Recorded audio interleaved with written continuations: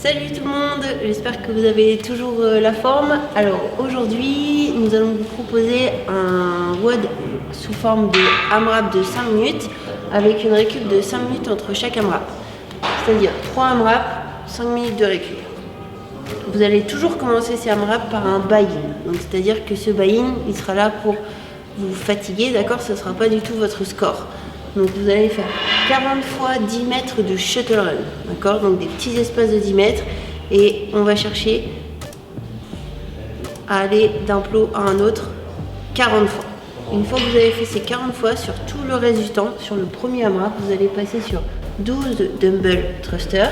Si vous avez 2 dumbbells ou 2 kettlebells, si vous en avez qu'un, vous allez faire du single thruster, d'accord? C'est-à-dire un poids d'un côté, je fais mon squat, je pousse et j'alterne à chaque fois. Ou alors vous faites 6 et 6, c'est comme vous voulez. Et ensuite on va enchaîner sur 12 V-up. Donc ça, maximum de tours sur le temps restant. Ça, ce sera votre premier score. Ensuite vous allez récupérer 5 minutes. Je repars sur mon buy-in, 40 fois 10 mètres de shuttle run et un max de tours sur 9 doubles dumbbell thrusters, donc comme tout à l'heure, ou alors aussi vous pouvez le faire avec une barre si vous avez une barre, et 9 alternating dumbbell plank row. Donc là vous êtes en position de gainage et en fait vous avez 2 poids, vous êtes en appui sur 2 poids et vous venez tirer votre poids au niveau sous votre poitrine. Si vraiment ce n'est pas possible, parce que quand on a 2 kettlebells ce n'est pas très stable, vous pouvez mettre vos mains vraiment posées en dessous l'anse des kettlebells et ensuite vous attrapez le kettlebell. Ou alors vous faites des shoulder tape. Récup de 5 minutes et ensuite on part sur AMRAP de 5 minutes. Pareil, on commence par notre buy-in, 40 fois 10 et là 6 doubles dumbbell thruster ou l'option que vous avez choisie, enchaîné de 6 devil press.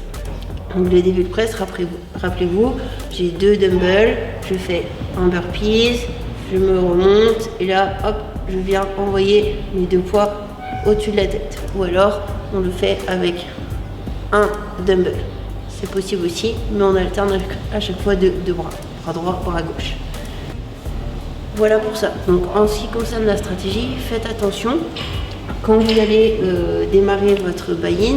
Donc ce n'est bien sûr un buy-in, d'accord? C'est là pour vous fatiguer, ce n'est pas votre score. Donc essayez de ne pas démarrer trop fort parce qu'il faut vraiment bien enchaîner derrière le maximum de tours. 5 minutes, ça va passer très vite. Donc soit je sais que je vais être capable de faire tous ces mouvements unbroken, ou alors je sais que sur mon deuxième tour, je sais que ça va commencer à être dur.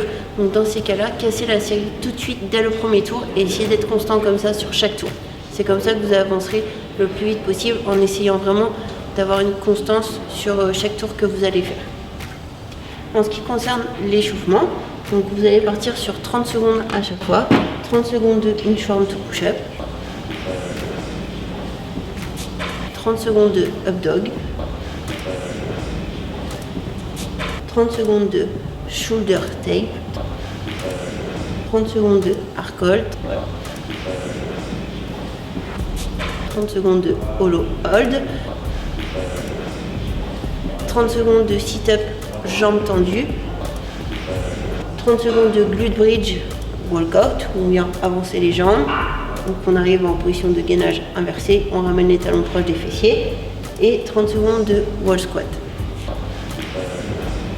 Une fois que vous avez fait ça, vous faites un petit tour de chauffe, vous allez faire 5 à 6 allers-retours sur le shuttle run et vous faites 4 dumbbell thrusters suivis de 3 V-up, 4 dumbbell thrusters suivis de 4 tirages, un dumbbell plank row et 4 dumbbell thrusters suivis de 2 devil press.